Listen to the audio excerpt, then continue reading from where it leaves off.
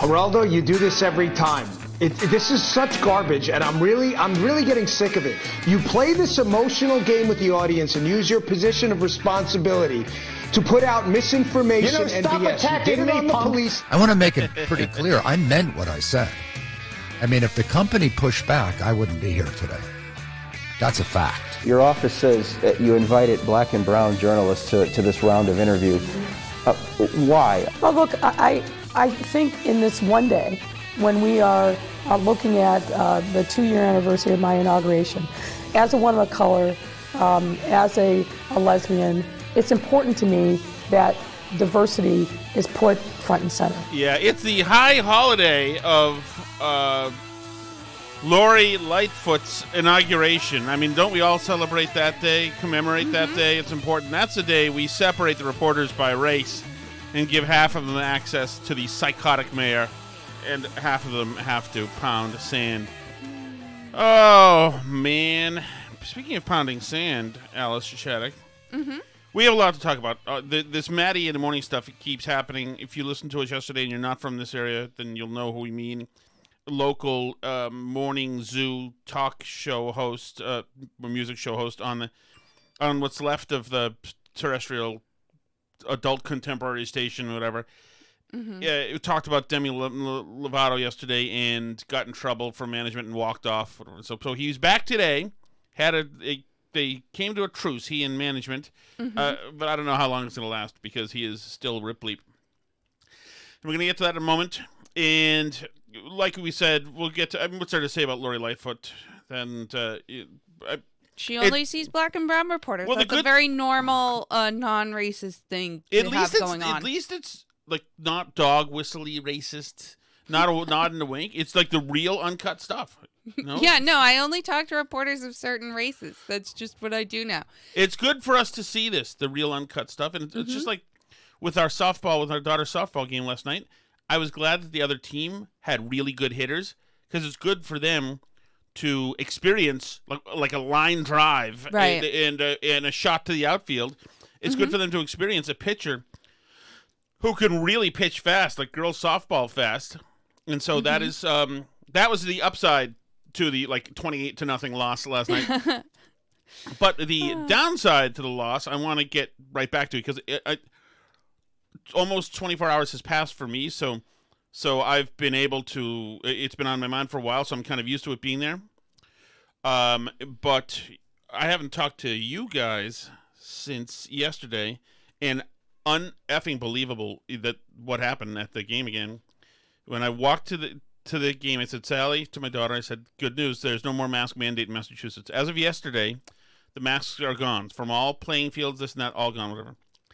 And so, since they pulled the thing a couple of days ago where they made the girls wear masks because somebody was uncomfortable in the other team, so we went past what was required, which is that masks would be on when the dugout, and they made them wear it all the time. And I was not pleased by that and very upset. This time, I told my daughter, I said, Sally, there's no mask mandate. And she said, are you sure? Because she was getting her mask. Because all these girls are dutiful, obedient daughters, and they want to do the right thing, and they don't want to mess with authority. I said, yeah, no, it's gone. And she said, that's great. So she saw her two teammates when we got to this field at a neighboring town, an even more progressive town. Yeah. And told the girls, and they were thrilled that there's no mask mandate. And then, as we're about to practice and get going before the game, one of the girls, and these girls always ask the question, one of the girls asks before they go out to the outfield, do we need to bring masks? She said, her coach is a dad. She said, do we need to bring masks? And he said, well, you know what? We probably should for now. I'm going to check with the other coach and see what's going on to see what they're going to want to do. And then I was like, oh, my God, I cannot believe it's happening again. I cannot believe this. There is no mask mandate. This is like before the pandemic. They are gone. Right. There's certainly no authority for any. You can't Little make League other teachers. people wear masks. Right. There's no now. authority. That's done. But and so now this time I went to the coach and I said, hey, there as of today we have no authority to make any girl wear any mask. If it's our child, we can have them wear a mask. Other than that, we can't make other people wear masks or goggles or use a snorkel or do anything like that right now. There's no right. There's no reason. We have no authority to do that. Mm-hmm. And also, and I said that to him, and he said, "Oh, I'm not sure about that. I'm not sure if we do or not. I'm going to talk to the other coach." And I said, "Okay, but we can't inhibit their breathing for this game. We have no right to do that." You know? And he was not comfortable talking about it, obviously. Mm-hmm. And with the warm up, it's like 2.5 hours that they're running around wearing a mask. Well, right, and also, how many times do you have to say this? I mean, so there's another coach who always says, I'm going to do it for them. I want them to feel comfortable. I'm going to do it for them, whatever. They're all mask believers, just perennial. And they're all vaccinated too. Right, exactly. They are. So anyway, it's fine. So now I've said my piece, and they come back and they say, "Okay, girls, the deal is that the masks will be you only have to wear the mask while you're in the dugout." And so I went to my daughter and I said that you're not wearing the mask at all. Mm-hmm. This is over. I didn't wear a mask at all either. Look at you, Rosa Parks. Well, I mean, it's just I don't like this situation at all. I don't like how I'm the only one doing this. By the way, it's just me out there in Softballville, doing this. Mm-hmm. And I was on TIC this morning in Connecticut, and I got some great positive reinforcement. Right. Because other than that, there's not. It's just me out there, mm-hmm. and they act like it's out of this universe that you wouldn't have them wear masks, even though it's over. The war is over. We don't need the uniforms and guns anymore. It's over. Mm-hmm. For those of us vaccinated, and for kids, it never really was a thing. But no, at the end of the game, as the kids both line up on each side and get ready to say good game, good game, good game. Well, and you just made a high five gesture, but they don't even do that. They bump elbows. Well, one of the I don't know what the logic is of how many more COVID germs are on a palm than an elbow, but apparently that's what the kids do now. So they said, "Okay, we're going to say good game now. All you girls, get your masks on." And my daughter comes running to me and said, "Daddy, I have to put a mask on. Can I have the mask on?" And I said, "No, you're not wearing a mask. You're going out there." And she now is panicked or very concerned because an authority figure, the head coach, has asked all the girls to do the right thing in their minds, and she's coming to me, and I'm saying, "No, you're not. You can get in line and do the thing, whatever." And so somebody next to me, another coach, said, "Well, girls, remember, this is for my benefit." He said, this, "Remember, we do this just out of respect for them, so that they can feel comfortable. The other team. That's why we do it. Remember, that's why we wear masks." And it was said, then to me as well. Right. So that's why we do it. So now I'm being lectured to, while this is happening, about why we have to muzzle these girls who aren't at risk when there's no guidance to do it, out of some nod, some gesture to the other team that we care about them, even though they also have no risk and nobody's at risk for anything here. And the best thing was, once our girls finally got to the area where they would start marching towards the other girls to say good game, the other side the aggressive town team, decided they weren't comfortable even doing that, so they stopped. So I'm like, okay, that great payoff for our sacrifice to them. I thought that we showed them that we're willing to put the masks on for them because we care about them, and that wasn't gonna. So this is an unforeseen pain in the ass for me. And not something I like. I think it's goddamn unfair, as a matter of fact, that I've got to be in this town for the next 15 years, whatever it is, with kids in the schools here, where I'm considered an aggressor in this during the coronavirus thing, when I'm not asking anybody for anything. I'm not making anybody put stuff on that makes them stop breathing. But I'm now, I get the You're the scarlet letter. Troublemaker. Right, I'm a troublemaker. Because they're all involved in an exercise about feeling good which makes no damn sense, but is in fact damaging, which is harmful. Right. So this sucks. That's what I'm saying. And that's it. So tonight we'll go to our son's baseball game, And if there's a mask mandate, Alice, you can take center stage from this. Yeah, I am this done. is my one. I'm the one who wants to be the hero on the mask front. Well, feel free to go in. Somebody write something on interested. Facebook somewhere. So it's not the Tom Shattuck show.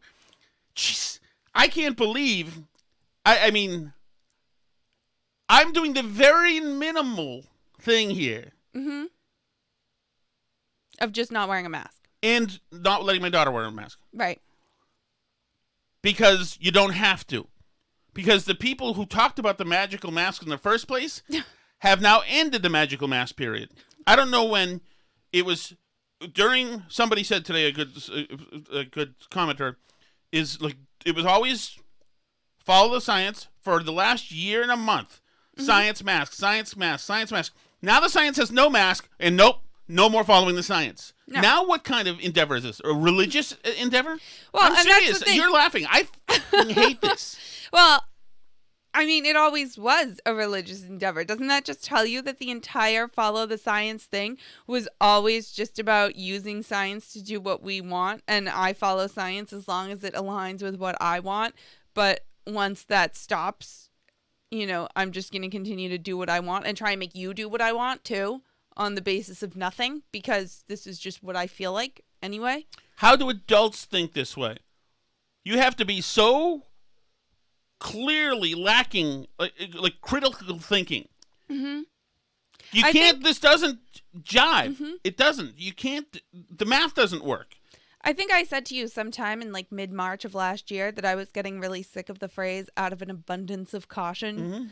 Mm-hmm. And now I'm like on the warpath about it, because that's what all this is. It's out of an abundance of caution policy making guide. Everything it's your buddy Tim Murphy there in New Jersey saying if it saves one life, then it's worth it. There's a possibility, however remote, Fauci says it is, and the CDC says it is, and all the scientists and epidemiologists say that this is an extremely remote possibility, that vaccinated adults and children who are completely asymptomatic for any illness could possibly infect somebody outside on a softball field with coronavirus and kill them. So that remote possibility, which is, on the order of getting struck by lightning out of a cloudless sky, is what we're operating on. And those people feel that avoiding that teeny tiny little risk is now worth any sacrifice on the part of everybody else.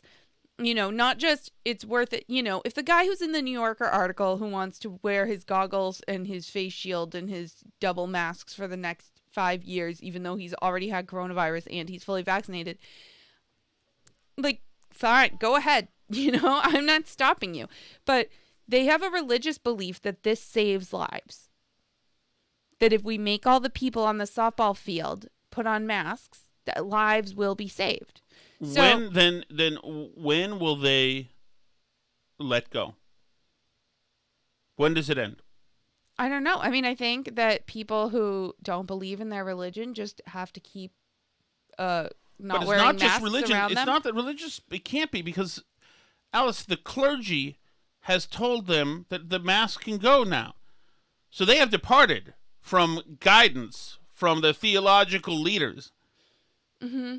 And they're on to something else now. I think we had a great caller today on the radio who just said, you do, or was it you? You do, no, it was a caller. They teach you when you're trying to lose weight or work out or train for something, mm-hmm. It takes 30 days of doing the same thing every day to be habitually, revved up and motivated, mm-hmm. so that it'll be an automatic. You'll have to do it now. Right. like somebody who jogs every day, or or whatever else good habit you try to get in. Usually it's exercise, mm-hmm. I think, probably. Yeah. And but you know what? Like this podcast, we do it mm-hmm. 5 days a week, and it's a thing that's part of the day, as it says, part of the day, as any meal is part of the day. You know. Mm-hmm. So could that be it? Simply that they've conditioned themselves that this is what I do. Mm-hmm. Some people smoke every day, and every 45. Other people just grab for their mask and put it on, and that's what you do. Yeah, that's part of the reason I have refused to purchase cloth masks and make them like part of our laundry routine and buy cute hooks and hang masks on it. Like people have been buying mask hooks and cute masks and all these things, and I don't agree to be a part of that because I don't want to make it a part of my daily life. And now it's actually over. And I'm not going to continue to make it a part of my daily life. So, by the way, I think the habit thing is part of it, but I also think that, they now have a thing and they're saying that this is, something we should just always do during flu season. I'm going to do it anyway. It's been great. I haven't got any colds this year. Look at this is allergy season. They have developed whether it's conscious or not, a theology that wearing masks is somehow pure. And you say, like, the religious leaders have said it's okay now. But, like, I look at it as though it's some kind of, like, it's like a purity culture, right? Where, you have people that are raised in, like, really extreme religions where they demonize sexuality and sensuality. And then, kids that grow up in that sometimes have trouble relaxing those attitudes, like in a marriage or in a relationship, even when it's approved and okay, because it's been like so ingrained in their psyche that this is like impure and evil and dirty, right? And so that's what this is now, is that they've internalized this religious thing for a year now, that wearing masks is pure and good and helps people and is kind and it shows people you care about them, and not wearing masks is dirty and you're spewing germs everywhere. Think of the rhetoric you would see on every town's Facebook group all across America when somebody saw somebody not wearing a mask walking down the street, right? People would say things like they were just out there huffing their COVID all over the streets. Like, they've now developed this whole thing around it where they see it as impure and unclean, and they can't, even when the person says, like, to the kid that grew up being taught that sex is disgusting and evil, when the clergy turns around and says to them, like, it's okay in your marriage now, they can't get past the psychological training, where they've been taught that this is, like, bad and disgusting and morally wrong. But isn't there a counterweight? When they're seeing, if they know that not having the mask is dirty and disgusting, whatever, they also can see, they can see that the girls can't breathe as good in these. Everybody can see that. They can also see that the girls love not having to wear them. Shouldn't that be a counterweight? I mean, when you're in the Branch Davidians and David Koresh is sleeping with your wife and your daughter, but he is the Christ child, don't you weigh that against it and say, you know what? No, I'll find a different route. Mm-hmm. But I think in those types of purity culture things, the sacrifice is part of the purity of it, right? That's like the asceticism of the whole thing. Some cultures have fasting and monasticism, and some cultures have jihad, and some cultures have masks. Like, there's always the religious zealots that just, like, need to do it to the extreme level, right? Like, there's people, and of course it's a sacrifice, but would it really be worth having as a religion if it didn't make you sacrifice something? All religions do. This is the pain, the suffering. It has to involve a little suffering. Right? Jerry Callahan said he thought that in a couple of weeks they'll see the error in their judgment. Maybe some of them, but I mean, so we talk about our town being crazy and like making these kids wear masks at the game, but like you said, the other town that we were in, which is a more liberal community than ours, they were like all masked the whole time, and they wouldn't even do the handshake or the elbow bump or whatever with our team because it was too risky for COVID. So, I mean, I think a lot of it's going to be localized too to air. I mean, Florida people are acting like this is normal now to not wear masks. And it's also, Alice, it's also, they obviously don't actually believe that the kids will get the COVID because almost all of the girls ignored the dugout rules. Were eating and drinking their stuff next to each other, talking close, dancing, singing, doing stuff. Right. It was just the symbolic gestures for This is how you show you love your neighbor. This is how you show you care about other people. This is how you don't spew your dirty, disgusting germs on other people. And, they understand that the actual risk is low, but they believe that although the risk is low, it still exists. And I've heard parents say stuff like, no matter how remote the possibility, there's just still so much we don't know about COVID. There could be possible long-term consequences for the kids that we don't know about, and, complications in their later years. And it's a terrible risk. And I would hate for my kid to get COVID. It's like I say, it's like a purity culture thing. They don't want to be touched by the evil COVID. And I think that intellectually they know that the risk is extremely low, that anything bad will actually happen, but they've bought into this culture now, Right. And so as you were saying, on the idea of that we continue to wear masks for other reasons, Phil Klein for National Review tweeted this out today. COVID has proven less deadly for children than 5 of 8 flu seasons. There is no reason to punish children with masking when unvaccinated adults in practice can go maximals. So, in other words, I'm looking at the chart here. About 300 people have died. Kids 18 and under have died of this COVID. 5 of the last 8 years more have died of the flu. So, if you're going to have them wearing masks for 300 deaths, then you're certainly going to have them wear masks for 400 deaths, 500 deaths, and 600 deaths. That's if they believe these statistics. I don't know if they want to see these statistics. Right, and there's some question with the kids' COVID numbers, too, because at this point they're testing everybody who goes to the hospital for COVID. So, and some of those kids that are in the hospital for other things are testing positive for COVID.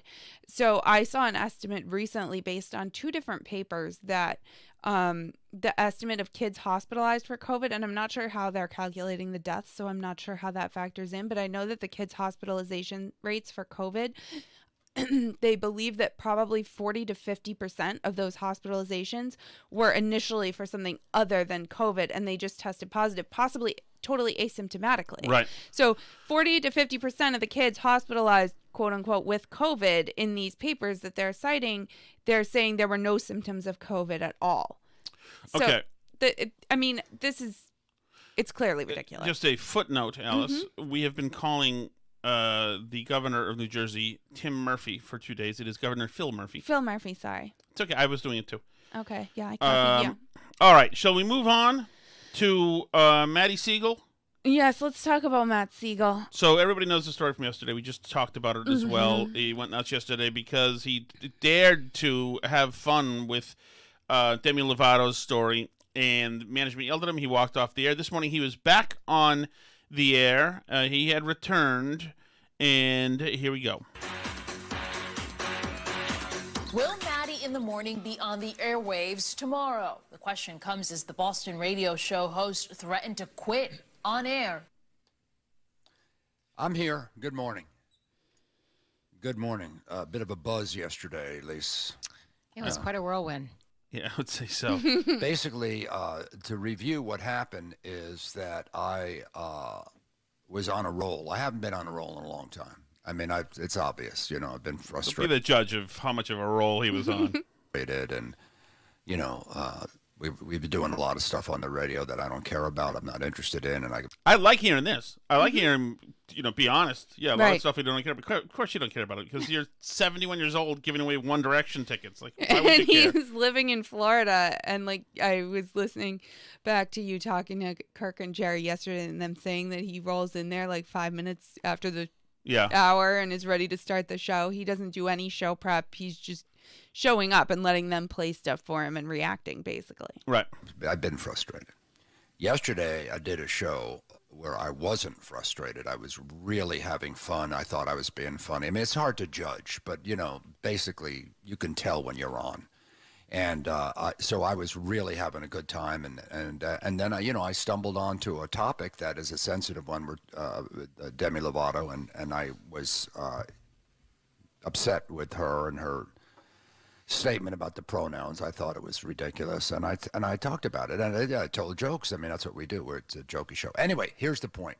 So when I was feeling on a roll and really enjoying it and feeling like the old Maddie on the air, that's when I got the call to stop talking about it. And I just snapped. I said, I just can't be here anymore. So subsequently, what happened is, of course, I talked to my wife at length about it, and I talked to the company, and the company told me that they basically said, please don't quit. And they said that I have total support from them and freedom to say what I want.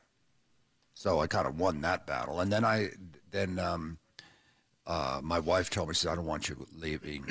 Because, if you're married, you're usually, you take if you have a good marriage, that's the most important critic. And my wife says, you're not ending your career over bleeping Demi Lovato. So I'm here. And it would bother. How much is he making a year? 20 million? Is that too much?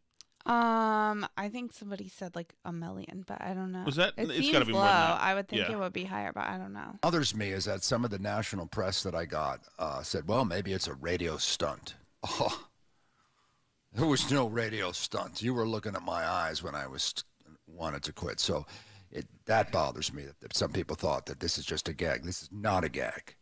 And so hopefully we'll be able to have some fun and some laughs like the normal thing. But I will say this. If we live in a world where you can't say what you want to say, and I'm not talking about swearing and, obvious things that we don't do on the radio, but I mean, within the traditional radio boundaries, if I can't say what I'm thinking, then I don't want to do it anymore. Right. And that's, I obviously completely understand that, but he can't say what he wants to say. It is surprising that he actually still has this in his head, that this is something where there's any choice. There's no choice. That is over. He can't say what he wants to say. And I think it's so interesting that he believes the radio station when they say he can say whatever he wants and he's not in trouble.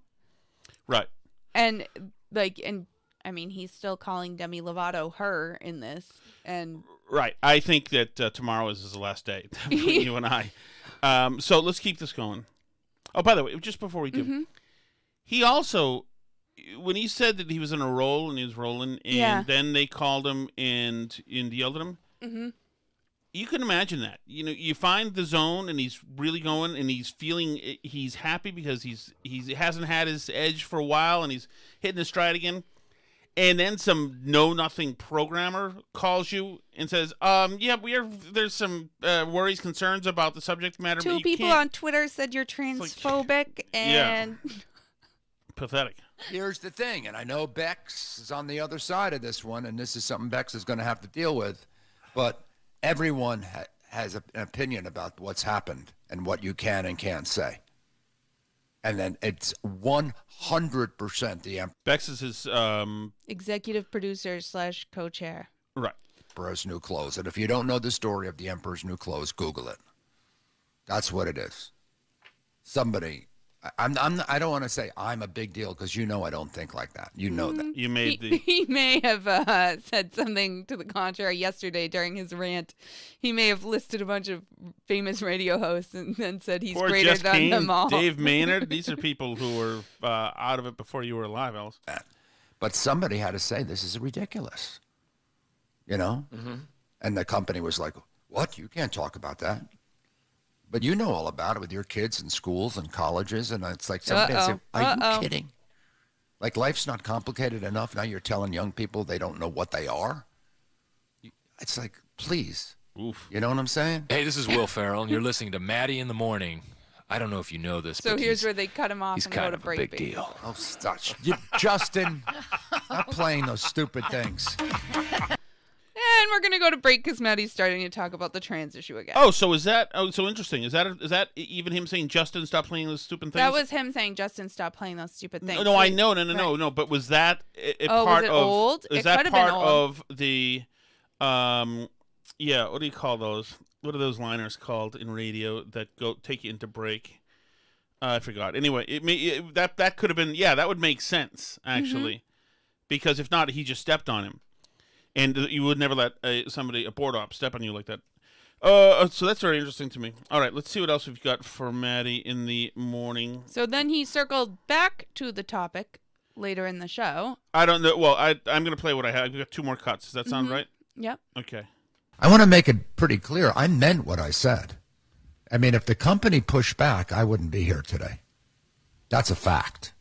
You know, the company made a decision to encourage me to stay. They could have said, well, we'll let you back on the air, but you better watch what you say. I would have absolutely retired. That's a fact. Yeah, that happens tomorrow. So I do appreciate the company handling it that way. And that's it. I really don't want to talk about this anymore. But, you know, I guess people want to. I feel bad for Bex. Hi. Who had to be on the phone all day to. Yeah, he starts feeling less bad for Bex as we go on. Because I was told that I could not poke fun at Demi Lovato because she might be in a jingle ball or something, okay? And I said, I'll quit before I stop doing that. And you wouldn't post it? That was not my decision. That is Whose a decision that was it? comes from way above me.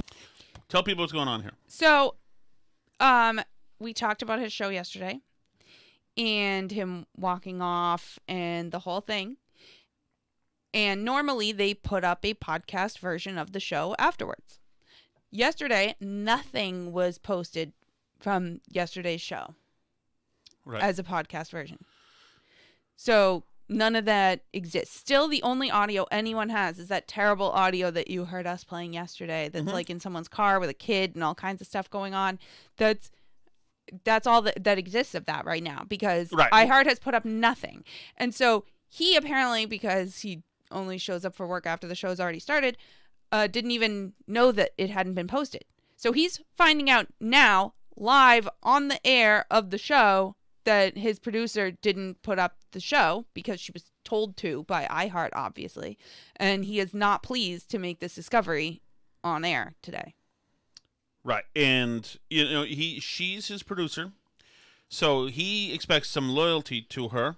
And I have been a producer, and the host expects some loyalty to. Mm-hmm. But she works for iHeart. Right. You know, they whether pay or not her he salary. thinks so, correct. Yes, they do all the stuff that she needs to be enriched. I'm just doing my job. Well, you know what? Then guess what? iHeart, we got another problem again. That makes me furious. Really? Here we go again. I guess maybe iHeart doesn't have my back. Maybe I was right yesterday. This is real. Don't you ever do that. If you do work for me. Yeah. Or you don't work. No, she's going to be working for Billy Costa as of tomorrow, I think. For me. That makes me furious. And I wanted to do everything on this show to not do this. Everything today was about keep it light, keep it light, keep it light. And now I find out the company's doing it to me again? Holy cow. Thanks a lot for your call that I didn't get. You didn't think to call me when you were told to not podcast? Okay, I did call you. I called you at exactly, I'll tell you exactly what time I called you yesterday. Some little mouthy millennial checking her phone for the timestamp. She's probably a zillennial. I don't think she's a millennial. I think I did call you. You need to stop. You need to stop. Turn your mic off. Turn it off. Ooh. Oh my God. Turn it off. That's the girl in the car. That's the driver of the car who's recording this because that's how we do this. That wasn't her, I don't think. Yeah, I think that was Beck. the girl recording. Bex. She's Bex. We'll be right back. I love Maddie in the morning. A good laugh is what we need. Yeah, I listen every morning.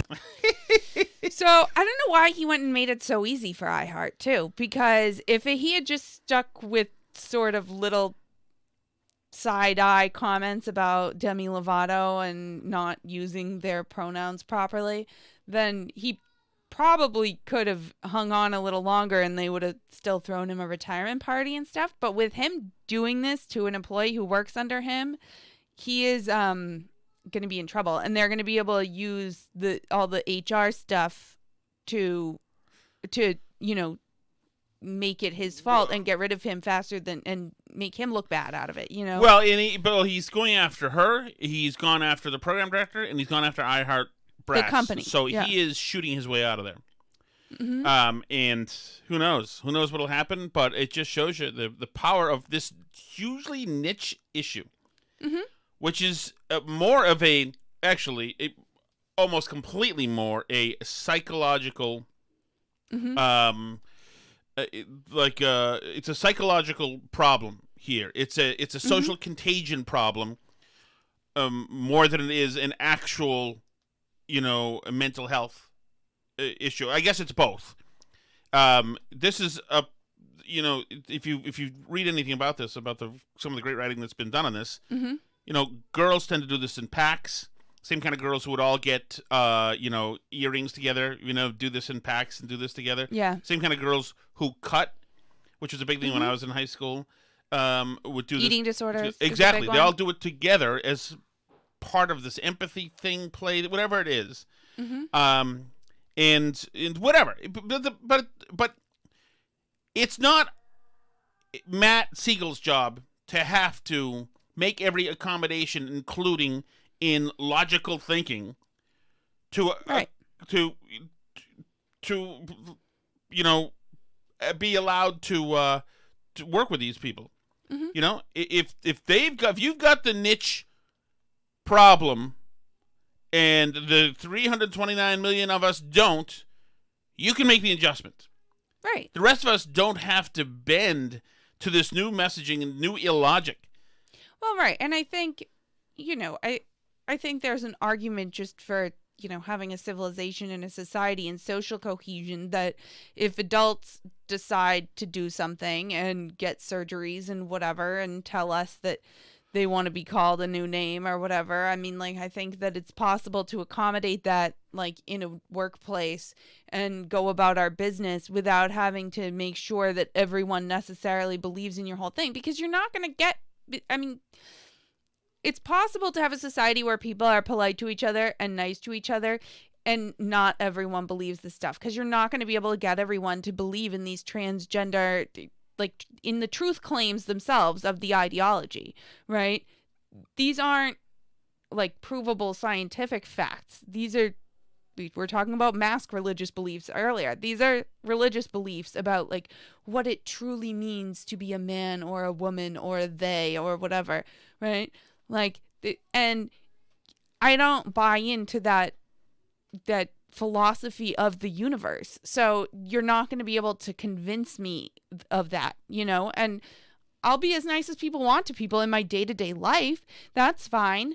But I can't in my heart believe that that's true, because I just don't, and I don't think most people do. So you can get people to pretend along with you a lot if that's, what makes you happy, to get all the people around you to keep pretending with you. But in today's world, you can hear what other people say who aren't your friends and family, because there's podcasts and recordings of things and TV and other places where you're going to hear things that other people say about what it means to be transgender. And you're not going to be able to get all those people to pretend all the time on every recording of everything, so that you never have to hear anyone say anything that goes against what you believe to be true, that undermines your view of the universe. And if your view of the universe requires that level of protection from any alternative ideas, then it's probably not that what's the word I'm looking for? Not resilient. It's probably not that strong a worldview anyway. Right. If it can't withstand the slightest bit of criticism from an average radio morning show host who's 70 years old and isn't in the culture. So it shows some uncertainty on behalf of the person being talked about. Yeah. In their own worldview and belief system. That's the word I was looking for. It's not a robust worldview. That's a me word, not really a you word. You used a skepticism. You used two. Asceticism? Yeah, you used two today. What was the other one that was paired along with that? I don't know. You used two that I'll never know what they mean. Monasticism? Maybe it was. Yeah, that's what it is, monasticism. Okay. And you're right. The answer in the civilized West, as it were, to... I don't believe that it makes sense. Why should I be calling you they? Is not screaming apoplectic at the top of your lungs that you're killing trans people. That is not how the discourse works. Right. You can't have that. You can't have just screaming banshees on one side demanding you change the way you conduct yourself, even though there is no actual harm being done, just words being said. Right. It's also bad marketing. Yeah, nobody likes this.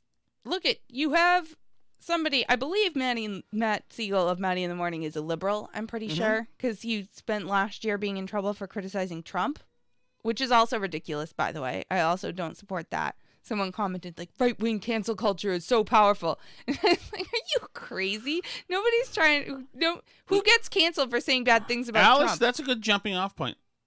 In a related story, how these things happen, how these seeds are planted, how suddenly the Capitol riot was in white supremacy, and how absolutely it's very normal that calling somebody they makes total sense, and as a matter of fact is saving their life, is the new contention, these new seeds being sown right now, saying that the university system is conservative. Right, yes. And right now it's a fringy little thing out there in a fringy little psychotic magazine that ostensibly is to give girls guidance on, style and lifestyle issues. But no. So, but what we're about to talk about here is obviously wacko crazy and untrue. Certainly. In fact, the opposite is true. But 4 or 5 months from now, this will be a settled talking point for much of the country. Right. That right-wing universities are driving the discourse in our country, the right-wing institutions of university culture. So, right. So in other words, universities are conservative. So this is from Teen Vogue, and this is by someone named Ashish Kapoor Siddiq, who I resent only because his Twitter handle is AKS, which is my initials, so that bothers me that he has stolen my initials. But anyway, reclaim them, Alice. I'm making my Twitter handle AKS now. Nice. So he says, do American universities lack ideological diversity? Are they bastions of left-wing thought and hostile to conservatives? In early April, the Crimson, the student newspaper of Harvard, published an article asserting the university's conservative faculty are an endangered species. But the right is not underrepresented in higher education. In fact, the opposite is true. The modern American university is a right-wing institution. If you're the editor and Hashish hands this to you, you got to look up at him and say, you're sure you want to try to make this jump, Hashish. I realize that we're into making a splash here and getting a few clicks, but there's no real coming back from this, just so you know. The right's dominance of academia and its reign over universities is destroying higher education. And the only way to save the American university is for students and professors to take back control of campuses. Is opposite day a thing? No, for millennials? Maybe to them that's something. This is published in May. Definitely not on April 1st. I don't know why. Okay. But so I guess the overall thesis of this is that that it's not about, like, he kind of says, like, of course the professors are left-leaning, which is a bit of an understatement. I think, like, a single-digit percentage of college professors are even, like, moderate. Yes.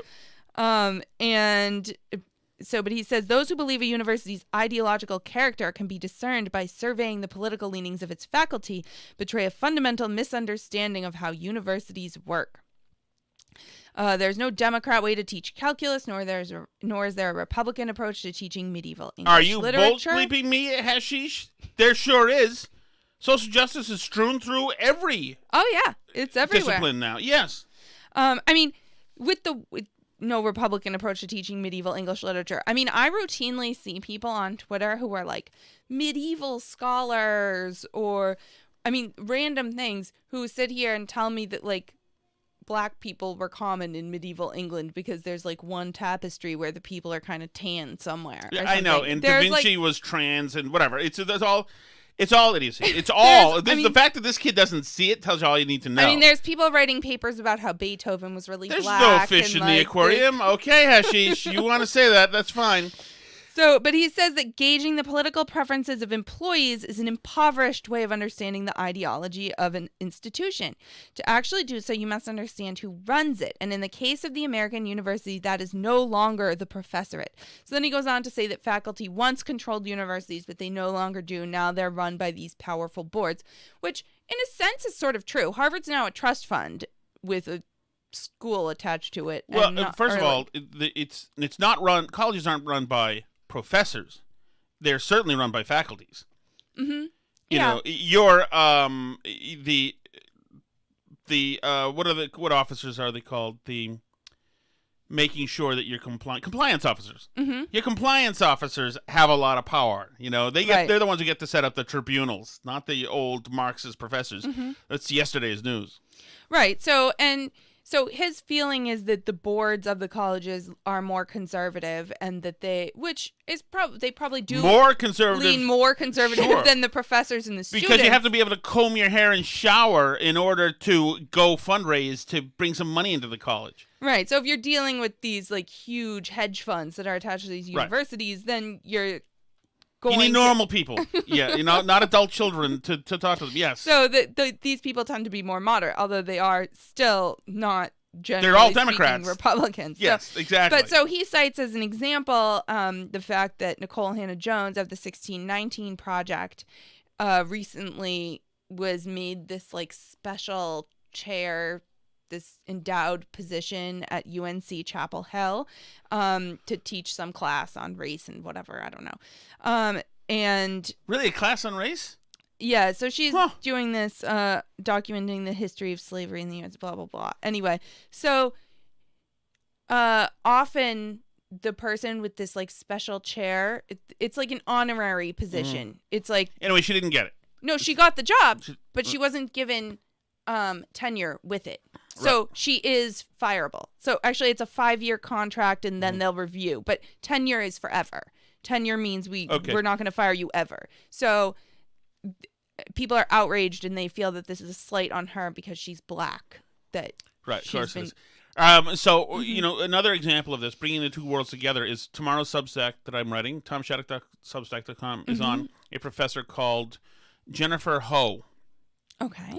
And she is, of course, a much lauded and celebrated college professor who is made the contention that the black on Asian crime that is happening is white supremacy. Okay. And that is her thing now, going around telling you because it's white supremacy, and that certainly Derek Chauvin was a white supremacy. The fact that George Floyd was where he was in the situation in his life where he was, of course, was white supremacy. Mm-hmm. Any violence from black on Asian person is white supremacy because all the conditions were set up and the actors manipulated through white supremacy, white supremacists and white supremacist policies. So it all, white supremacists are a lot more powerful than I realized. Right. So that's her thing. Obviously, she's a moron, but she, I'm sure she has tenure and she teaches kids, etc. But she foisted, she's foisting this new thing, which will soon be much like colleges are conservative. This will be just a considered settled science soon. Yeah, it's absolutely, yep, it's white supremacy. A black guy killed an Asian person, white supremacy. A black guy killed a white guy, white supremacy. A white guy, doesn't die one day, white supremacy. A white guy goes to the moon, white supremacy. We know that COVID is white supremacy, too. Of course. And vaccines are white supremacy. Masks, not wearing masks is white supremacy. So this is how this stuff happens. Now, a few years ago, she was working on getting an honorary degree for Christine Blasey Ford. Okay. Because Blasey Ford had been sexually assaulted and had faced her accuser, factually, with evidence sexually assaulted, had faced her accuser and had done a great service for women everywhere. That was her last grift. Yeah. So, which also is now considered, for half of the country, a settled thing. Of course, Brett Kavanaugh, rapist, high school. Of course, there was never a charge that he actually raped anybody. Oh, I mean, from Blasey Ford. The guy... Yeah. Avenatti's random people that he pulled in off the street who had never been within Brian 100 Stelter's miles. buddy Avenatti. Yes, yeah, no, he suggested that, but that's where we are. Before we go, I want to play one piece of audio. Okay. Okay. Do you have anything else? Any housekeeping? I don't think so. I'll double check. You play your audio. This is too good. I just want you to hear, Alice, and I'll give props to Mr. Jerry Callahan for bringing this to my attention. You know, well, two things. Okay, first, this is Joe Biden at the Coast Guard Academy, sending the folks off. Where am I here? Friday, no, Wednesday. Sorry, I got the wrong TIC day in here. I got a lot of them in here. WTIC. Wait, they got 2 Fridays? Damn, I didn't rename the thing. Friday. Okay, let me try this. Oh, good. So this is Joe Biden at the Coast Guard Academy, the graduation. This is in New London, Connecticut. This is our sitting president's sense of humor at work. Well, Cadet Tid, there's a seat on Air Force One if you have to get home. It may be tough.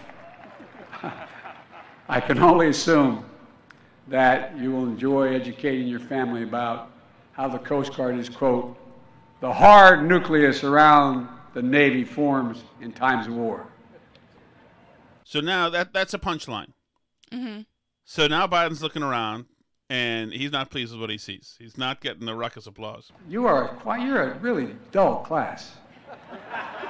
I mean, come on, man. Is the sun getting to you? No, there's a psychotic elderly man in front of us saying what is supposedly a joke, but which we don't understand. I think you'd have an opportunity when I say that about the Navy to clap, but being here together. Yes. Not awkward, sir. Well, all kidding aside. Okay, so here's the... Also, you remember yesterday, Biden is driving a Ford F-150 in for the press. They put the press in... It's electric. Yes, electric one. They put the press in this pen.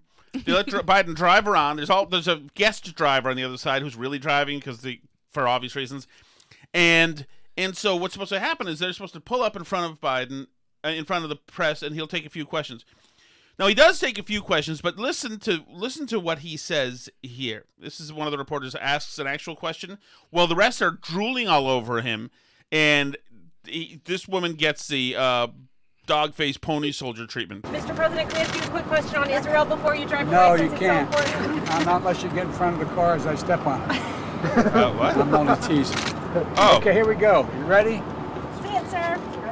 I'm only teasing. No, you can't ask any policy questions in Israel because there's nothing going on there. 2, not just get in front of I'll run you freaking over. How about that? Imagine if Trump had made How a about joke that? like that. Oh my goodness. Yes, well, Trump already, he caused Charlie Hebdo and the Annapolis killing of the press there. Definitely. There's an attack on our First Amendment. Now listen to the noise the press makes as he drives away. You ready?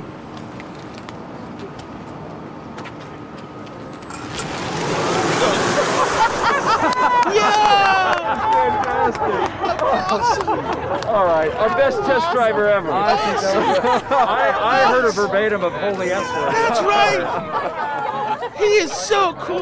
Love him. He's the sweetest. Can you imagine the pornography that's involved in this? Now, here's the even fuller version. I went to CNN and watched a little bit more of this. Mr. President. This sucker's quick. How's it drive? How does it feel? Would you buy one of these? How you would. Are they flacking for the Ford F-150 company or for the president or both? Would you drive one of these? It's just an electric car, guys. Calm down. This is a photo spray and a photo op. I know Trump invented these, but you use these opportunities, these scrums, to ask questions. You can ask policy questions. Because if you're in the White House press pool and you're going back to the news desk and you're going to write a story about the president and what the White House is doing in the policies and the stuff going on in the world, it's not that the Ford F-150 is awesome and goes 0 to 60 in 10 seconds. That's not the beat. Feel to be behind the wheel, sir. It feels great. I tell you what, these electric vehicles. Now, I don't know if everybody has a stopwatch, but I think if we're going 0 to 60 in about 4.3. 4.4? Right. 4 flat? Well, we haven't released it. I should be quiet. Mr. President, how fast were you going? Okay, I'm just going to step on it. I'll come off at 80 miles an hour. You'll see what it is, okay? You ready? Mr. President, can I ask you a quick question on Israel? No, you can't. That's right. Not unless you get in front of the car as I step on it. I'm only teasing. Okay, here we go. You ready? Just listen to them lather up again. You ready?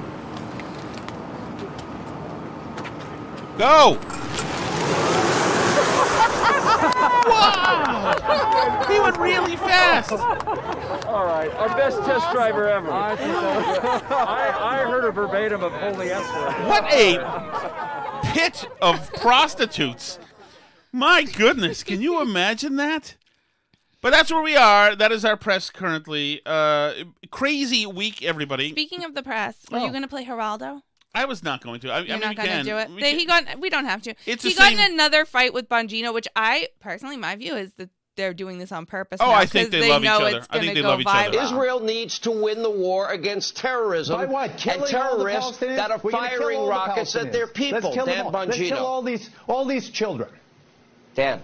Geraldo, you do this every time. This is such garbage, and I'm really getting sick of it. You play this emotional game with the audience and use your position of responsibility to put out misinformation and BS. Stop attacking me, on the police thing. Address the issue. Do you have the guts to address the issue and not address? This is not about me. You didn't come on this show to attack. It's more of that, so we get it. Yeah, we get they it. had a fight again. I don't believe it. No, I don't. It's good TV. They like each other. I feel like they like each other. Geraldo was throwing wads of paper at the camera. I mean, at this point, this has to be an act, right? I don't know. Why not? It's fun for them to role play and to do this stuff, and it's fine with me. Ooh. Thank you so much for listening, everybody. It was great to be here today, back from our kind of crazy day yesterday, back to normal. We're on Twitter at Burn Barrel Pod. He's Tom Shattuck. I'm Alice Shattuck. We're also at burnbarrelpodcast.com. Thanks to Jerry Callahan and my Winchester High School classmate, Kirk Minahan. Right. They were here yesterday. Great show with both of them on together for, I believe, the first time in years. On anything. Yes, since in a couple years, Kirk's yeah. podcast just first started. So that was great having them on here, but it's great to be back with you all too, having kind of a more regular day. And check us out: Facebook, YouTube, Tom Shattuck's Burn Barrel, and burnbarrelpodcast@gmail.com. C'est la vie.